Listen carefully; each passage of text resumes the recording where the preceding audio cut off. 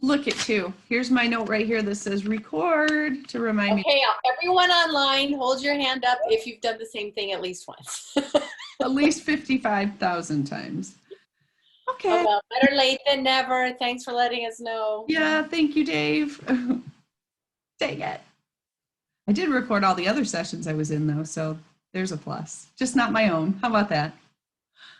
Oh, so here is data from Milankovitch cycles showing solar irradiance and temperature. Again, a tough one. So this would be for my at least one or two folks in this team. I would want to challenge some of my higher level learners with this data, and they might need a little more of my facilitating and questioning to help them make sense out of this data.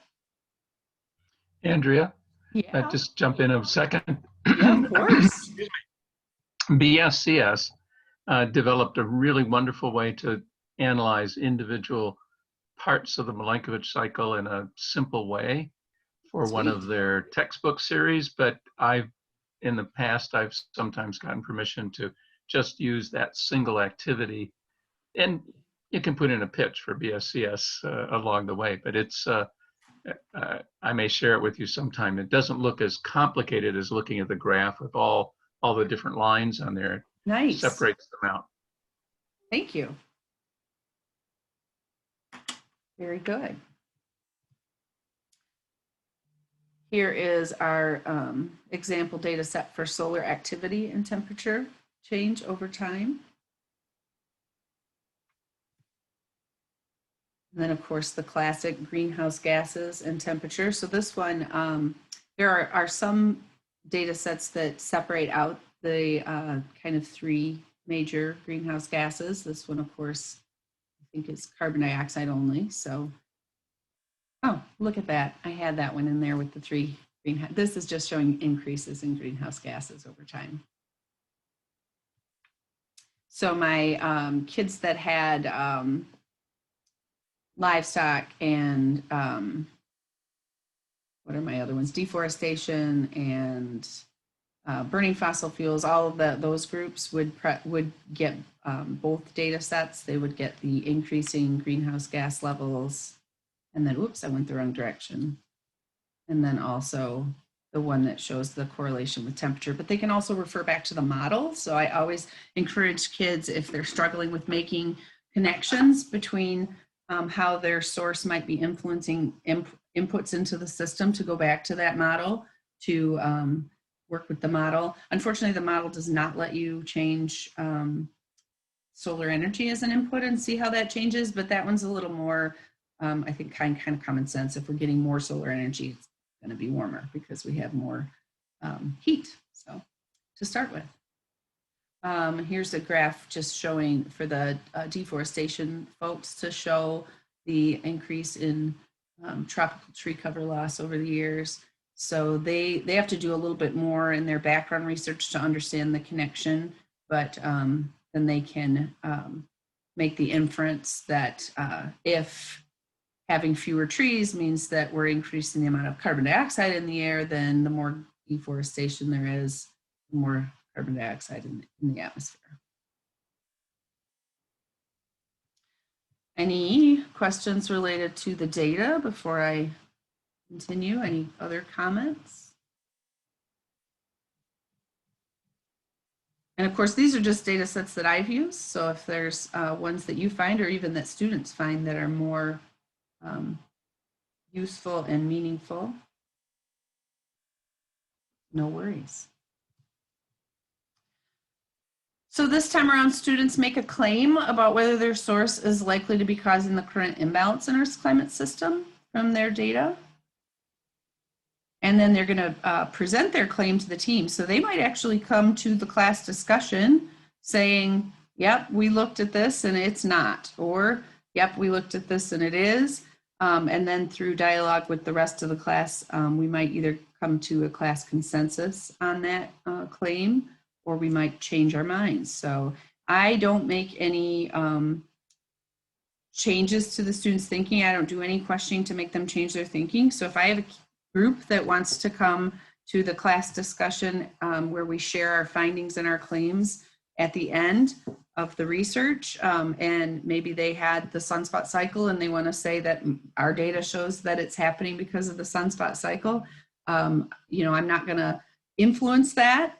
And I'll facilitate the discussion as that comes out when the class is together. And usually if kids are making claims that aren't supported by their data, the rest of the class guides them through that and brings them around to a class consensus that we can all agree on that is supported by the data. And that's much more powerful than me trying to question them through looking at the graph again and guiding them myself. So we'll have a roundtable discussion. I usually have my kids sit in a circle so that we're all facing each other as equals. We will usually present our claims and our information and our data on big whiteboards so that everybody can see at once in the circle. I don't have kids come up and make individual group presentations in front of the class. We bring our data to our I call them board meetings because we have our big whiteboards.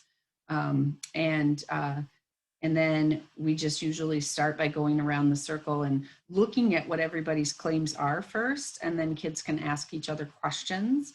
I have my Elmo handy in this discussion so that we can put the data sets up for everyone to easily see them as questions arise.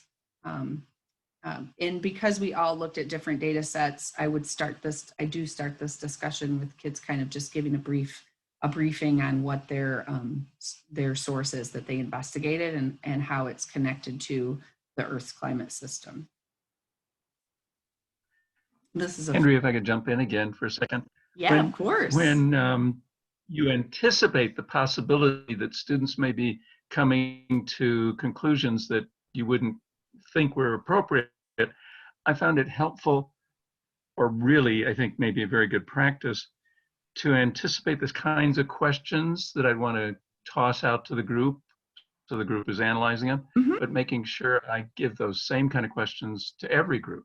So it doesn't look like I'm only challenging or only questioning Of course. one group's opinion, but to have leading questions to lead the discussion for every group.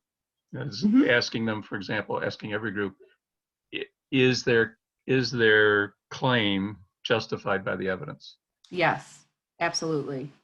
Yes, and I didn't, I don't know if I mentioned before, but when the kids are working with their groups to make their initial claims, I'm walking between the groups and sometimes I'm making notes to myself of when I'm looking at what they're coming up with, what kind of questions am I going to be asking them in the group meeting so that I'm ready for that.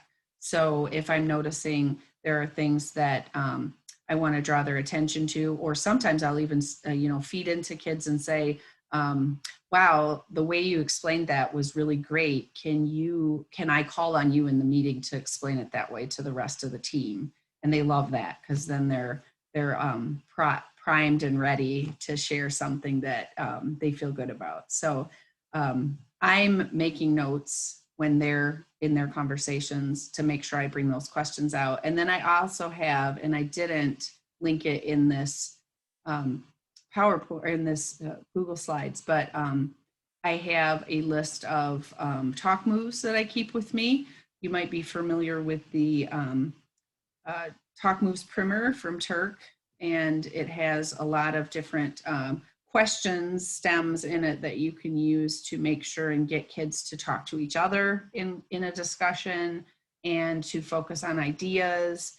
And I give kids question stems too for when you don't agree with someone in a discussion, what is a good way to say that?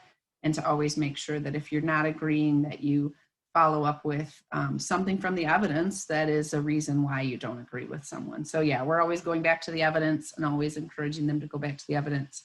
And that's absolutely a really important point, Dave, that you want to make sure that you, as the facilitator, you're remaining kind of in a way remaining neutral so that kids don't get, it's hard for me, I don't have a good poker face, but kids don't get a sense of, ooh, you're on the right track, or oh no, kind of let them lead the conversation in that way. So So Okay, ask I'm looking. everyone questions, even when they quote, got it right. Yeah, yeah, good. I'm looking at the time and I want to make sure we give Wendy some time at the end. Yes, So do you have absolutely. one more section to do? Yep. Moving along. So this is quick. This is just kind of a wrap up at the end where students can research, and this one's much more open-ended, an impact of climate change and then ways to mitigate these effects. There's a couple of links in the notes for some resources that are kid-friendly about impacts of climate change.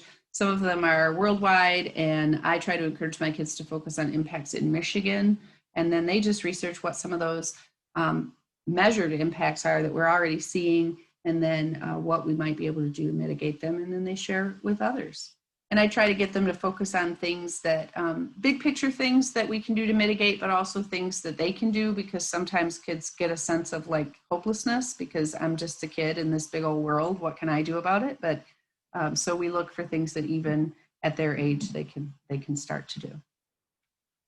And that's all I have. Unless there's any questions, I can turn it over to Wendy, who's going to tell you about all the wonderful programs that AMS has to offer that inspired me to find some of these research or these sources of information I found through the program. And then the program itself inspired me to make my teaching more inquiry-based for kids.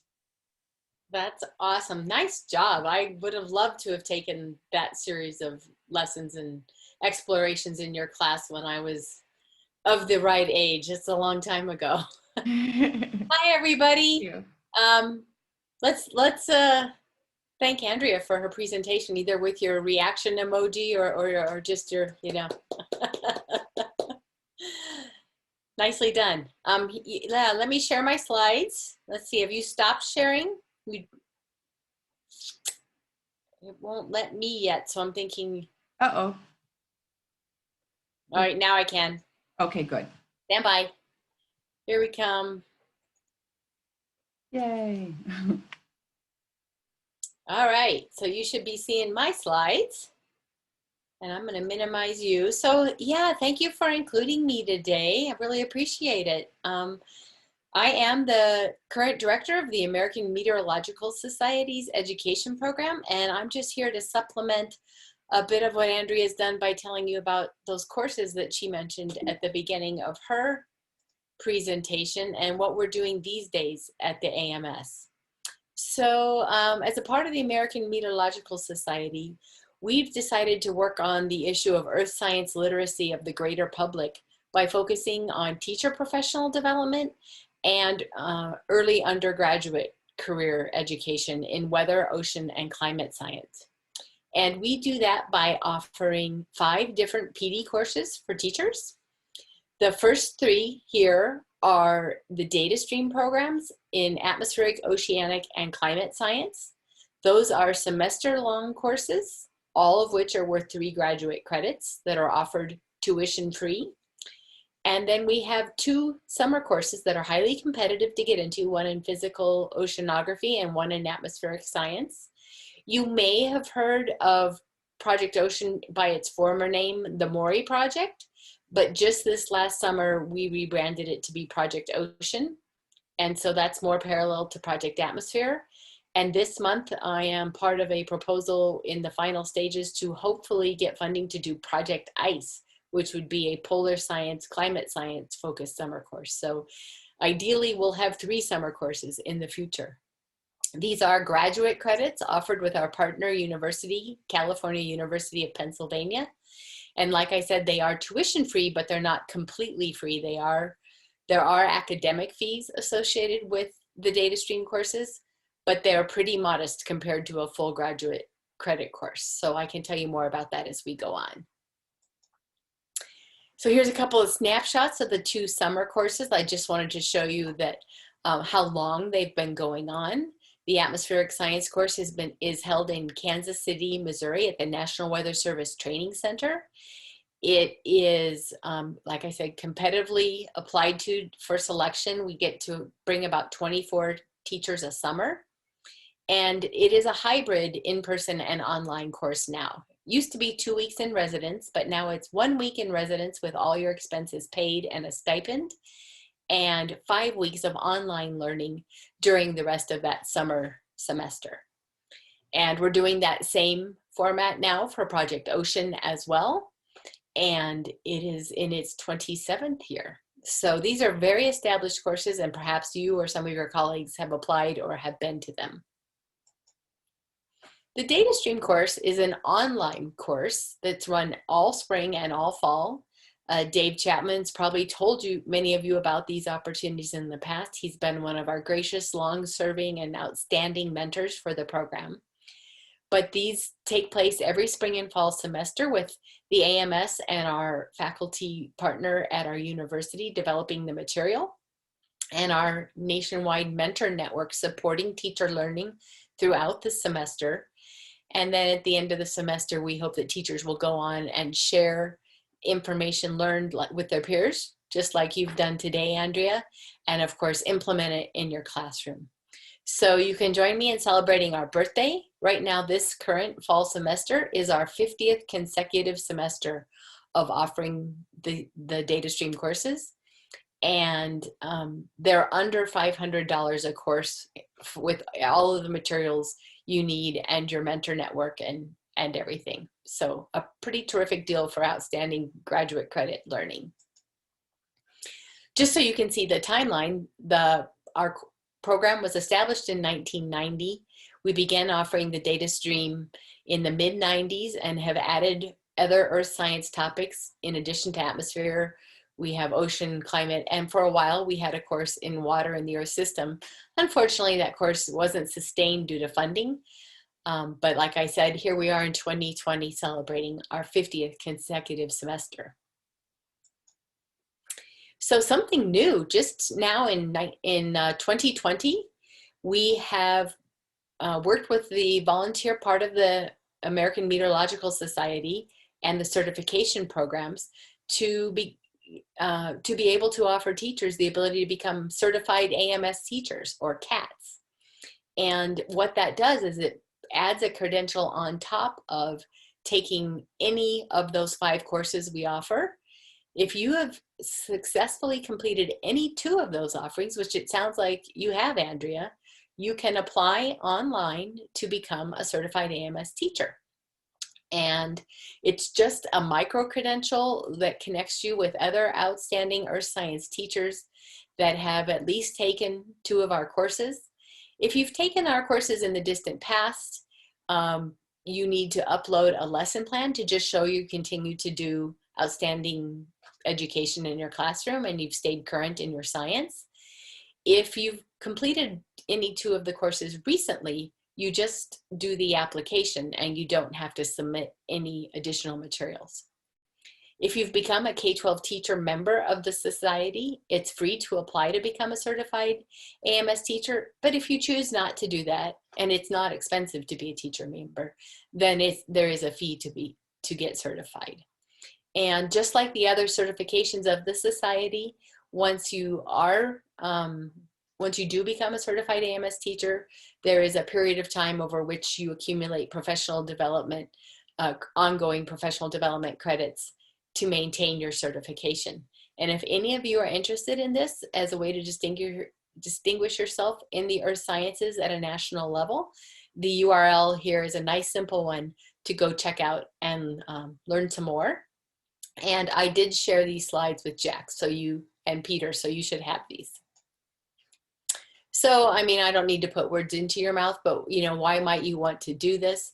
It connects you in a formal way to the American Meteorological Society as being a credible, authoritative voice in these topic areas. It can distinguish yourself from your peers as what you've done to go above and beyond learning about the earth sciences, connects you to the expert scientists in our network, and connects you to your peers nationwide, and sometimes even provides you with special opportunities that become available to teachers that the AMS is working with. So there's actually a whole variety of ways in which you can participate in the AMS. You can take any one of our courses at any time if you are selected or are eligible. You can bundle them to become a certified AMS teacher. And with our partner university, you can actually take 3 of the courses of DataStream, Project Atmosphere and Project Ocean, and get a micro-credential from California University of Pennsylvania that is a certificate from the university. And you can also apply these graduate credits to a program they are offering, which is a Master's of Education Leadership that has a weather and climate emphasis. So if you're really into this stuff, this is another path forward that may be new to you, and you're welcome to learn more about that.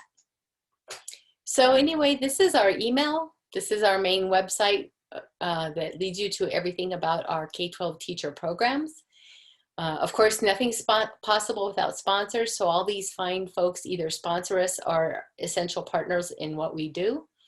And I'm not sure how we're doing on time, but if we have time, I'm happy to take questions as well.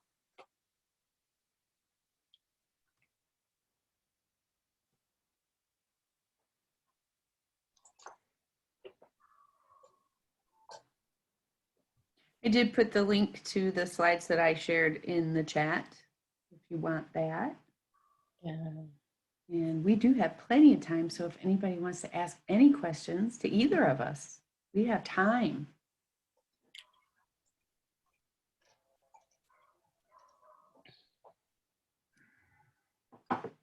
Or we could just do some more nerd shopping and look at the climate change gear. You know, I haven't been there to that site in a little while to find it. Last time I looked, they were still offering materials, mugs and all that sort of thing. So mugs would be good for a teacher desk, right? But I don't know if any of you have ever seen that the broadcast meteorologists, I forget what day they do it on. It might be Earth Day. I really can't remember.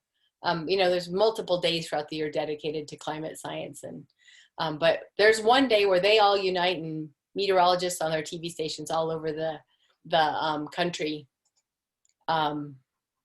wear their ties and their scarves and their earrings and get out their mouse pads and use it as a leverage to make people talk about climate science. What are you holding up there, Dave? The pin that is that. Oh, you have the pin. Yeah, so I'm wearing the scarf. And so the scarf shows the temperature record. Sorry, my background is, that's bad. I'm turning my background off. Then you'll be able to see it. Okay, so now you see my green screen, but yeah. This is the bad news, right? Yeah. Explain what the colors are. Their average departures from normal averages for many long running period from like 1850 to I forget the time period, 1850 to whatever. You have to go to the website. Like I said, I'm not an expert. I just love the merch, and I love using it as a to talk to people about climate science. Yeah. But it's an accurate representation of how temperatures have changed. The scale and the colors are exactly representing the data. Yeah, it's the real data set. That's the key point.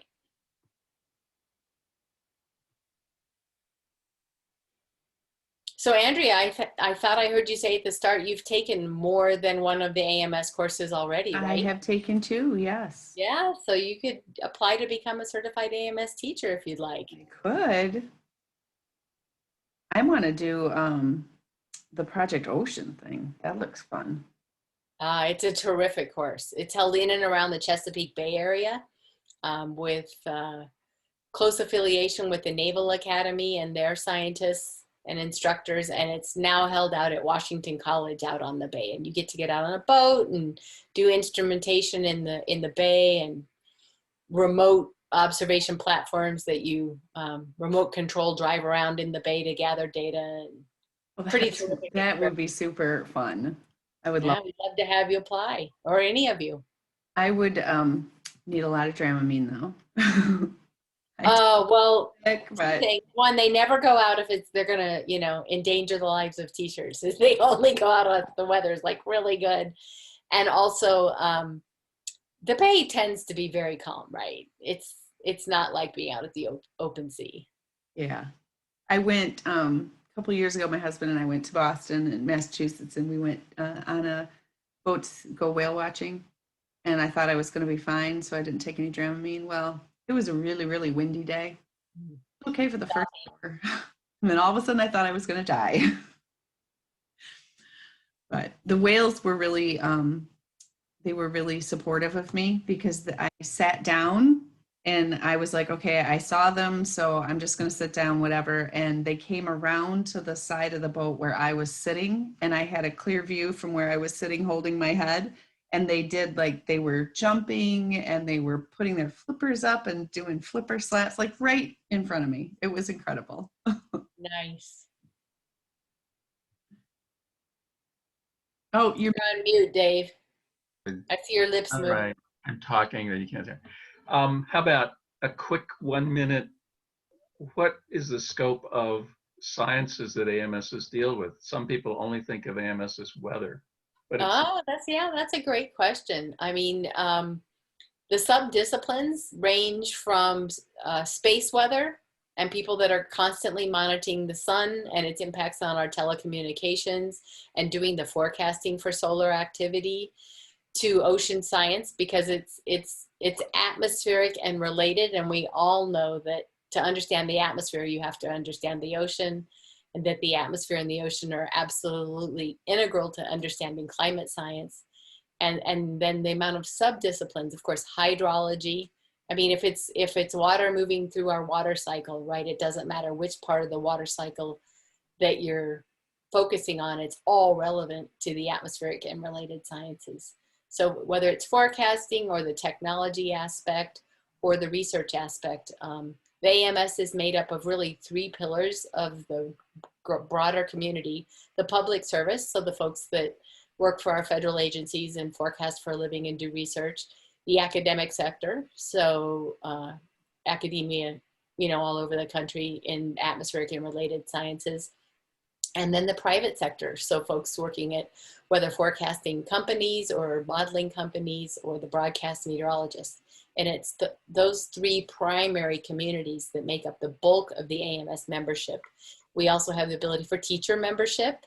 And something I didn't mention in my slides, but I really should, is that if you happen to be at a school that might really love to have a weather club, there is the ability to have a pre-college chapter of the American Meteorology Society. We have student chapters at the undergraduate level and local chapters that are, for adult professionals and people that are just interested in weather. And you can also have a bona fide pre-college chapter of the society with a teacher like yourselves that's interested, and 5 students that want to be a part of that weather club. And it can be an environmental club. It doesn't have to be solely focused on weather. So if you've got some gung-ho students, that's another way to connect to the society.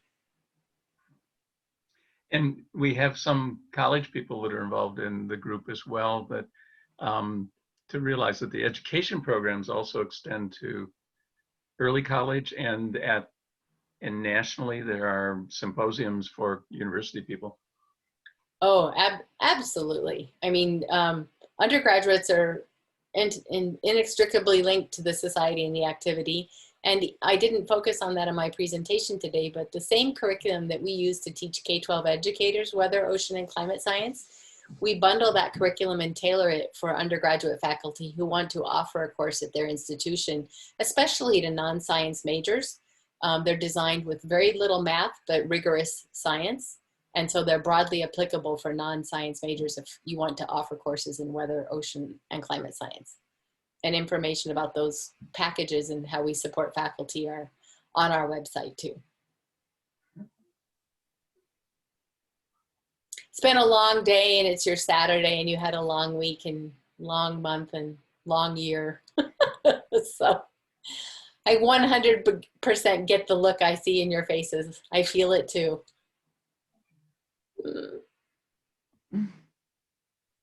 Well, thanks for connecting me to this session, Dave. I really appreciate it. I'm glad you were able to join us. What happens next? Do we all go back to a main group? We do. I think we still have 3 minutes. All right, and jumping early is bad because it's like Ghostbusters, the streams cross and no one knows what to do with the sessions.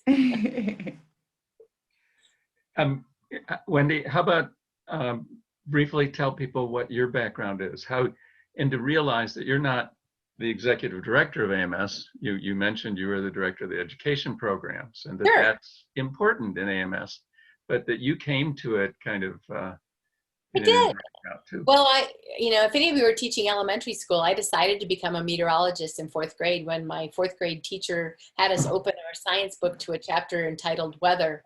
And all the bells and whistles and connections were made for me. And I got up and said, Miss Fields, can you do weather as a job? And she said, yes, it's called being a meteorologist. And I said, that's what I'm going to do. And by 19, I was working as a student assistant at the National Center for Atmospheric Research. And I was able to be involved in some really groundbreaking research, including solving the mystery of microbursts with Dr. Ted Fujita, understanding how thunderstorms formed, and we could see those. We could see where they were going to form before the clouds showed up by understanding where convergence zones were on sensitive Doppler radars. So I got to do some really amazing things. And after graduate school, the first place that I became employed at was a brand new emergent online continuing education program for professional meteorologists called the COMET program. And they run the METED website. I don't know if any of you have ever been out to the METED website. I'm saying meted.ucar.edu. And it has hundreds and hundreds and hundreds of hours of free online learning in all the atmospheric and related sciences that anyone can take. And so I worked there for 30 years and as a scientist initially, an educator, and then over time into management. And it was from there that I decided to retire and become affiliated with the AMS most recently. Very fortunate, very blessed. Yeah, very exciting. I don't know, Wendy, if I've shared this with you, but this organization has had a presentation by Kaz Fujita, who is Ted Fujita's son, about his life and his research, and occasionally have gotten some really interesting insights into that piece of meteorological history. That's terrific. I got to work with Dr. Fujita one-on-one several times, and he was as hyper-focused as you can imagine.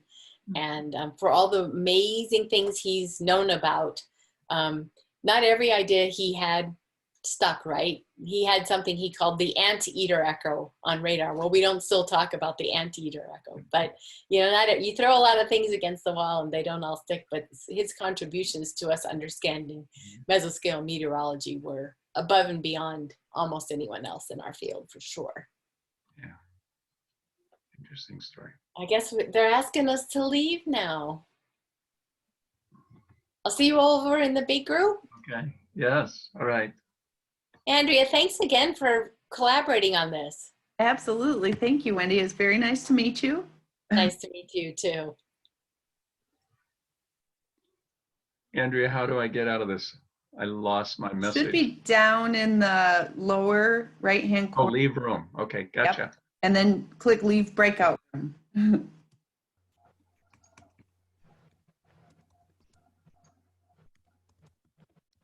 And if you bear with me, I'm just going to double check my list of participants.